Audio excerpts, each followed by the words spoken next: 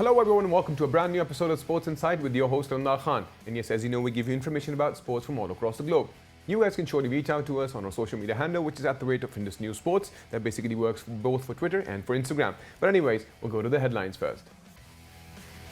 And yes, from the world of football, Manchester City beats PSG 2-0 to claim their 4-1 aggregate win and reach the Champions League final for the first time.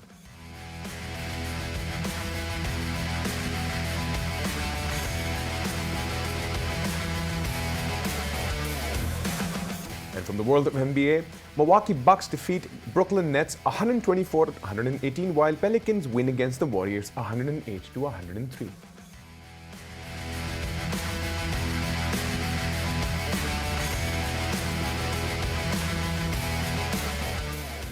And from the world of Formula One, Monaco is to open grandstand to public at its Grand Prix this month.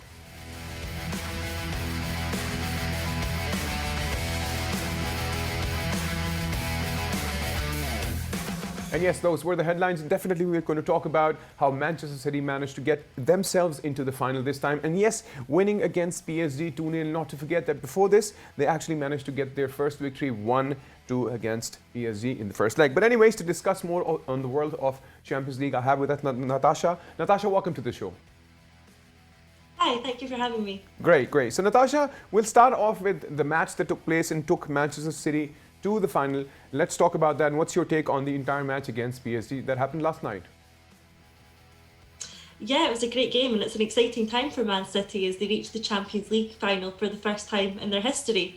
As we know, Man City were already 2-up going into the game from the first leg, but it looked like the deficit could have been cut with an early penalty awarded to PSG.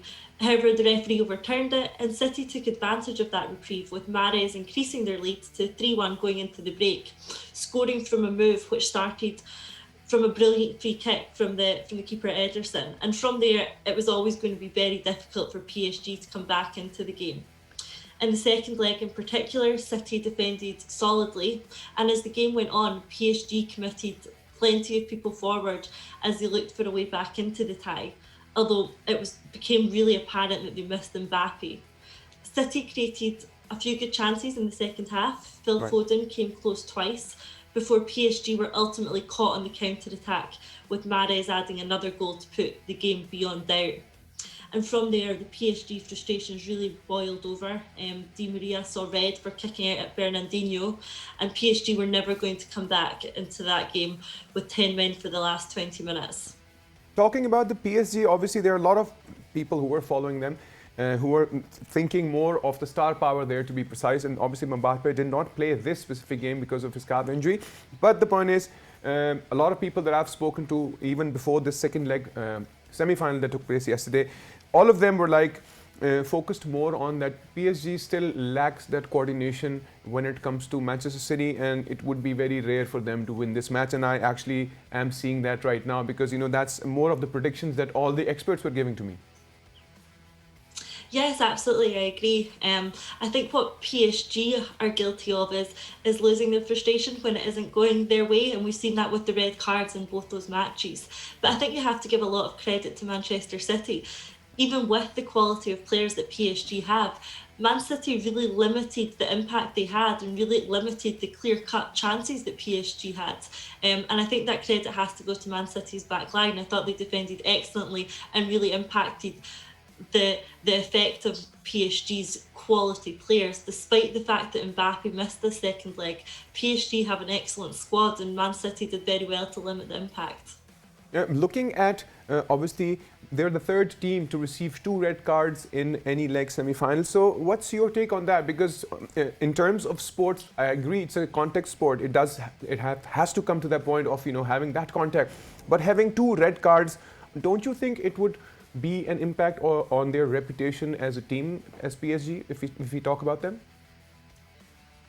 Yes, absolutely, and I think it is something that is levied against the PSG team quite regularly, is that they do lose their frustration and it really hampers their ability to go on and get results in these big games. There's a lot at stake for PSG here, and there's high expectations on that team, and when they fail to live up to those expectations, players like Di Maria, the frustration boils over.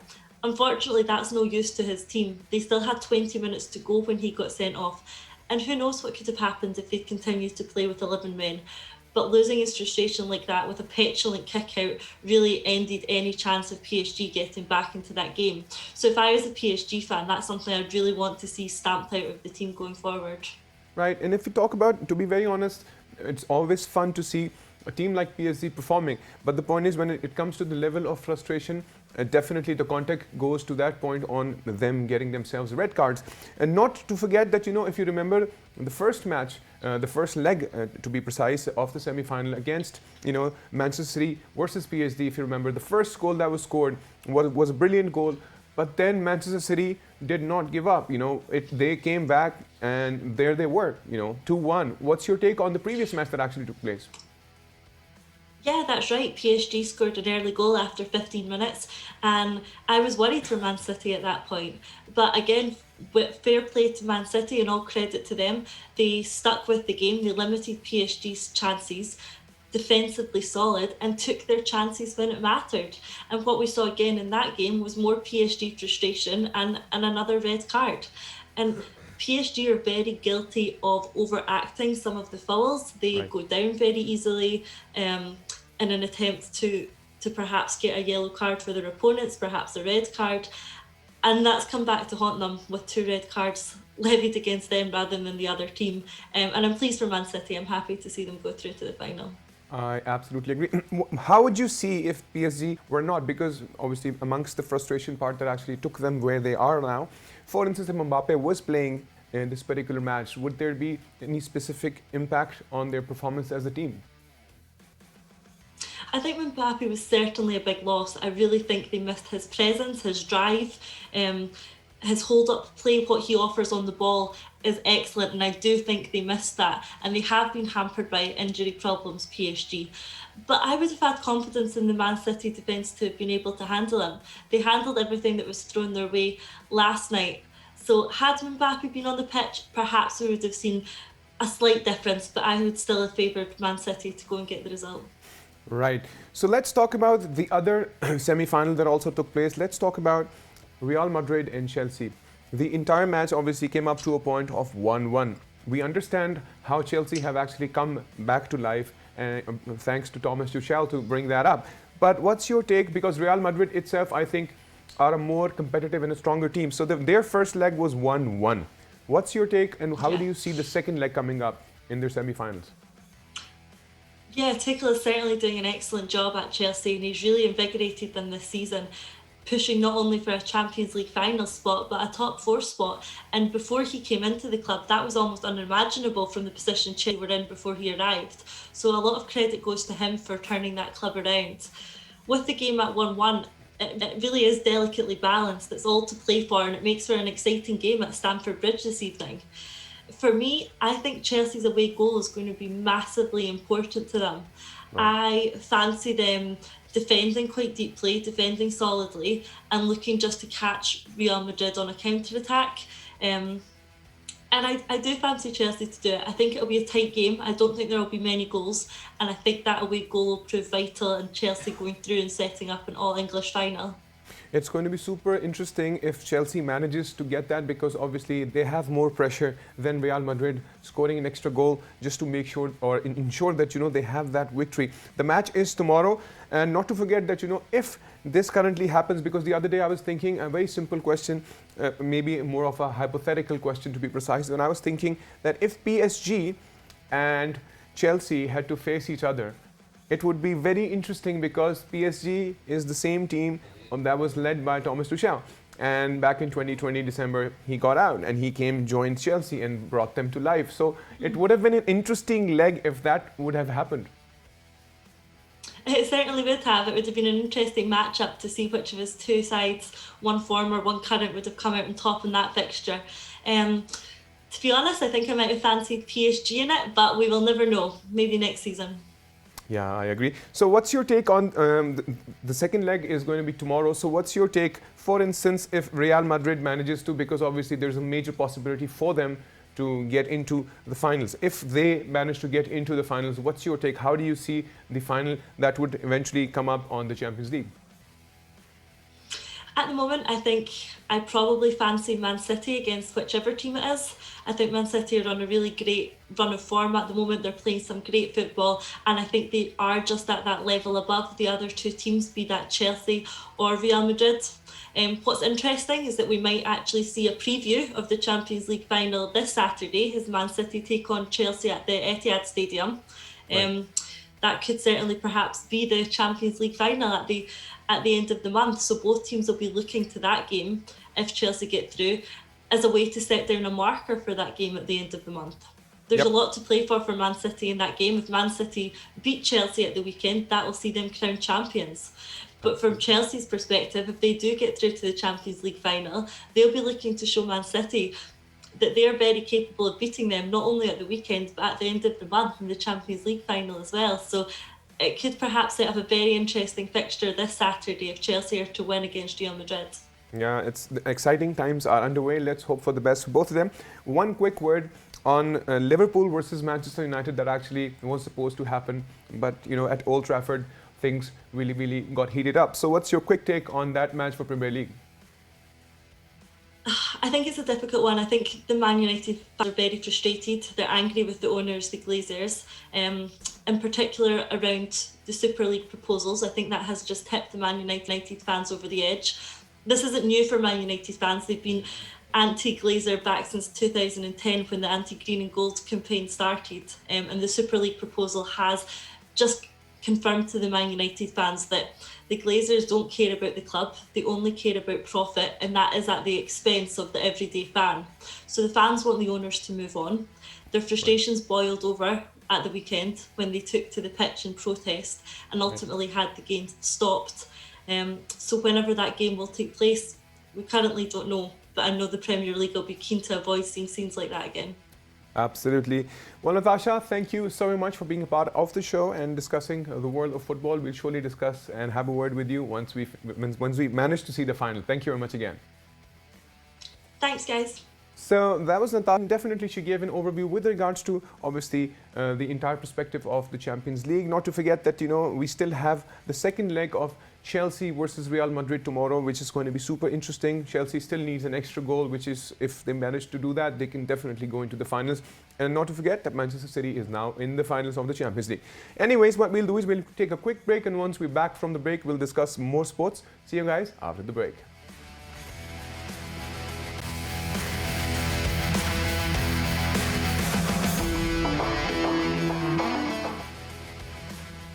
And welcome back from the break. And yes, before the break, we were discussing the world of football. And yes, now we would surely want to talk more about the world of NBA. And it has been an interesting journey because Brooklyn Nets is claiming their second defeat, which is obviously this time Bucks managed to score 124 and they managed to score 118. And not only that, we'll be discussing further matches as well. And to discuss the world of NBA, we have with us Josh Randall. Josh, welcome to the show. Hey, thank you very much. I'm excited to be here again. Great. So, Josh, we'll surely begin with the loss of Brooklyn Nets. They've been losing. This is the second time they've lost. So, what's your take on Brooklyn Nets? Because obviously, this is not really adding a good impact to them as a team, and obviously, in terms of their standing right now. There was a point, I think, last week when they managed to at least reach the top, and now they are on number 2. So, what's your take on that first match? Yeah, you're correct. Brooklyn is trying to figure it out. Without James Harden and really no signs of him coming back anytime soon, they're really struggling and really trying to piece it together. When both Kevin Durant and Kyrie Irving play, but without Harden, they're only 7-7. Right. Not a great record, and obviously not what you are looking for as a Brooklyn Nets fan. They're struggling a little bit. These games against Milwaukee, it's kind of been a little bit of a blessing and a curse to have this COVID shortened season. Right. As a fan, it's great because we get to see these teams play multiple games against each other. And in Milwaukee and Brooklyn's case, this is a potential playoff matchup. So for fans, this has been awesome to see. For players, maybe a little bit different story with all these games just kind of jam packed in there. But yeah, Brooklyn's going through it. They're going into last night. They were 33-1 with having a lead going into the fourth quarter, right? And ended up losing again. So yeah, Brooklyn's going through it, but Milwaukee, I'll tell you what, Milwaukee's peaking at the right time. And as you said that these are exactly the points for the playoffs. And if right now they're unable to get hold of themselves because they need bigger things than just the heroic side from Kevin Durant and Kyrie Irving, to be very honest, because obviously now we know the value of James Harden in their team. We really do. People have talked about him and had them in their MVP rankings, and you see why. He's very, very important to this team. Last night, Kyrie Irving had 38 points. Kevin Durant had 32 points. Right. You know they're going to get their points, but they've got to get some help elsewhere. Like you said, it's kind of a struggle, and just we've been able to see over their last little stretch here just how important James Harden is. So I'm not exactly sure when he's going to come back. I think all Brooklyn fans are very anxious, and to be honest, all NBA fans are anxious. We want to see all three of these superstars play together. But yeah, Brooklyn is they're trying to figure it out without Harden. The thing is, it's strange because my next question was exactly when exactly is James Harden coming back? And not to forget that I personally see since the moment that they established the trio, which was obviously through a lot of effort, the trio has not managed to be out there. I mean, like after the first 7 matches, if I'm not wrong, the trio came up to a duo again because of, I think, Kevin Durant's injury. And then now at the right moment of, when the playoffs are almost there, they are still lacking that trio. And now their duo, and the duo is not as powerful because obviously when James Harden's missing, so I think Brooklyn Nets surely will be really, really upset about it. Yep, you're right. It is one of those things that on paper, when all three of those guys are playing, it should work. But we just don't know that because we haven't been able to see all three of them play. So it is going to be interesting to see, does James Harden come back during the regular season at all? Do they get a couple of these games and do they get meaningful minutes together to see if they can kind of pick back up where they left off before Harden got hurt? But yeah, we just don't know. There's a lot of question marks, and especially coming out of this Milwaukee series, right? Your guys played as well as they possibly could. Your two superstars, and right. to come out of both of those games with losses has to be disheartening. So yeah, I'm very interested to see. You see James Harden now on the bench. He's traveling with the team, which is more than he did when he was first injured. So maybe that's a hint that he's going to come back soon. But yeah, time will tell. Who knows? I remember after that injury of his, in specific to, if we talk about James Harden, he did get into one of the games. He wanted to still make that effort. And I think after first quarter, maybe he just got out because he just couldn't take it. So I think it is surely on a very serious level. I think he should have maybe given it more time because the team has to gel in together as a team. The point is, for now, if the duos are working and, if he had maybe rested enough earlier because it was a serious injury and, when you're playing for your team, you are putting in your best. And while you're having that injury and you do that, that would surely cause and become more disastrous in the long run. Yep, you nailed it. It's one of those things where I know he was in his rehab with his hamstring. He actually tweaked it again, kind of set him back. But you're exactly right. It's just one of those things where you want him to come back, but not too early. And you just kind of have to walk that fine line of, okay, is he fully ready? Are we fully ready? Do we want to take this risk again and put him back in the regular season? Yeah, there's so many questions and so many unknowns, but you've got to believe that he's got to get out there before the regular season ends. Having him come back and just kind of tossed into the lineup at the start of the playoffs, he's good enough that he could do it, but again, on paper, it makes sense. But I don't know. You just don't know how those guys will mesh and gel together when they're all three on the court. True. Absolutely true. So what's your take on Bucks? Obviously, their momentum is now growing. We see them getting up to the number 3 on the Eastern Conference. I think they are in the right direction as well. So how do you see the development of Bucks? Obviously, winning against Brooklyn Nets would surely add more value and more courage and more confidence in the team, right? Big value, yep. So yeah, it's just like I mentioned earlier, they're peaking at the perfect time. The addition of Drew Holiday, when they went out and traded for him, you knew it was going to be big. But that guy just, he plays so well on both ends of the ball. He's a guy that you can go out and put on Kyrie Irving just to kind of mess with him. Yeah, Kyrie had 38 points, but those were hard-earned points. Drew Right. Holiday, one of the best defensive guards in the whole league. Not to mention last night especially, he almost had a triple-double. Right. 23 points, 10 assists, 8 rebounds. He's going to be doing that on a pretty much nightly basis. Chris Middleton as well. Last night he was perfect in the fourth quarter. When Giannis was missing some shots, Chris Middleton stepped up. That's exactly what you need for a team to potentially come out of the East. Right. And Milwaukee's got it. They've got all the pieces. And since the beginning of April, they are 4-0 against the Eastern Conference's top teams of Philadelphia and Brooklyn. So if you're a Bucks fan, you've got to be feeling really good right now. Right. And I think they put the whole Eastern Conference on watch because, like I mentioned, yeah, they're peaking definitely at the right time. Right. Let's talk about the second match that took place. Let's talk about the Pelicans' victory against the Warriors. Obviously, another disappointment on Warriors end when you know you have Steph Curry, even though he managed to score like 37 points against the Pelicans. But what's your take on the entire match? Because surely things are going on a very different graph for the world of NBA lately. Absolutely, yep. So this game, again, just with the same with Milwaukee and Brooklyn, this was a back-to-back. So the Warriors and Pelicans had just played each other last night. You could tell very early on that both teams were very tired, especially with the way the game ended. Steph Curry ended shooting 1 for 12. Right. You're never going to see that again. You knew that was just legs. He was tired. And that's kind of what you expect on this shortened season when especially games are back-to-back. But yeah, it's we talked about it last time. Steph Curry is unbelievable, and what he's doing is incredible. Right. But you can't. He's a human being, right? So these back-to-back games, you kind of just have to understand. Okay, he's only human after all. But yeah, the first game, Lonzo Ball for the New Orleans Pelicans was just terrible. He could not hit anything. Believe it, only had 7 points. Shot 18 times. And then last night, he really stepped up, bounced back in a huge way, had 33 points, hit 7 3-pointers, including one late that really put the game away. But that's going to be New Orleans. That's going to be their Achilles heel. That Zion is going to do his thing. He needs some help. He needs somebody right there alongside of him. And normally Brandon Ingram is that guy. But to see Lonzo Ball step up last night was pretty cool. Right. And talking about, obviously, in terms of Steph Curry, as you mentioned, that he's a human being. But the point is, you can't just totally rely on one person. Obviously, he'll definitely put in his very best.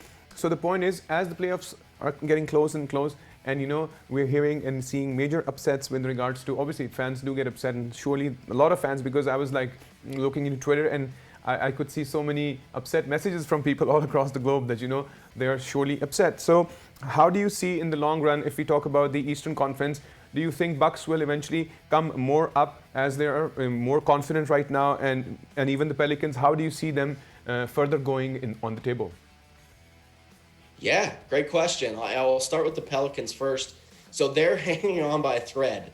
Their playoff hopes are still alive, but they're just behind San Antonio for that 10th and final play-in spot. Right. They've got 6 games left, and this is the tricky part. They're against very good teams. They play Philadelphia, they play Memphis, they play Dallas. And on May 14th, they actually play the Warriors again. So that game is my one that I'm going to circle because that's going to have huge playoff implications. As Golden State's right there just kind of battling for that 8th, 9th spot in that playing game. But to turn over to Milwaukee's side in the Eastern Conference, I tell you what, it is going to be a race here to end the season. With Philadelphia, they've got a 1.5 lead now on Brooklyn. But that said, Milwaukee's only a 1.5 behind Brooklyn now for the 2nd seed. So I think some things are going to shift. It's going to be very interesting to see. I believe Philadelphia has the easiest remaining schedule, followed by Milwaukee and then Brooklyn. So there's going to be some important games. And like we talked about, if James Harden comes back, that could change things for Brooklyn. But if not, I really like Milwaukee moving up to that 2nd seed and then making some noise in the playoffs. This Milwaukee-Brooklyn series, if we can see a 7-game series of these teams, any basketball fan should be very, very happy because it is NBA basketball at its finest. Absolutely. Anyways, Josh, thank you so much for being a part of the show and discussing the world of NBA with us. Absolutely. Take care. Great. So yeah, it was pretty much the NBA side updates. Let's hope things go actually as per plan. And yes, if James Harden's back, maybe Brooklyn fan would probably be looking forward for that. But let's see how things flow by. But that was pretty much in-depth analysis. Anyways, now we'll jump over to the world of Formula One. Talking about Formula One, Monaco is now opening its grandstands to the public as the Grand Prix opens this month. And not to forget, thus Lewis Hamilton won the last Grand Prix in Monaco in 2019. And yes, because of the 2020 COVID-19 situation, the event was postponed. But now, obviously the event's now happening. We're looking forward for that, and they're actually opening it for the people to come see it. But I'm sure they'll surely keep that regard to, the coronavirus pandemic situation. But anyways, grandstand will be filling up to 40% of the capacity, which means, and it will be open for 3 days, which means that spectators, only 7,500 spectators per day will be allowed to go see, but surely they'll have to keep themselves socially distant. So it is going to be an interesting situation and an interesting development in the world of F1. I hope, and we all hope, that people go enjoy this entire situation, but all the fans who would want to come and visit this and see this Formula One event, they need to get their PCRs done. So that is, you need to ensure that you have those tests done, that you are through with the COVID-19 situation. Anyways, this was pretty much it from the world of sports. If you guys want to reach out to, you can on our social media handle, which is @Indus News Sports. And that's both for Twitter and for Instagram. Anyways, take good care of yourself, and bye-bye.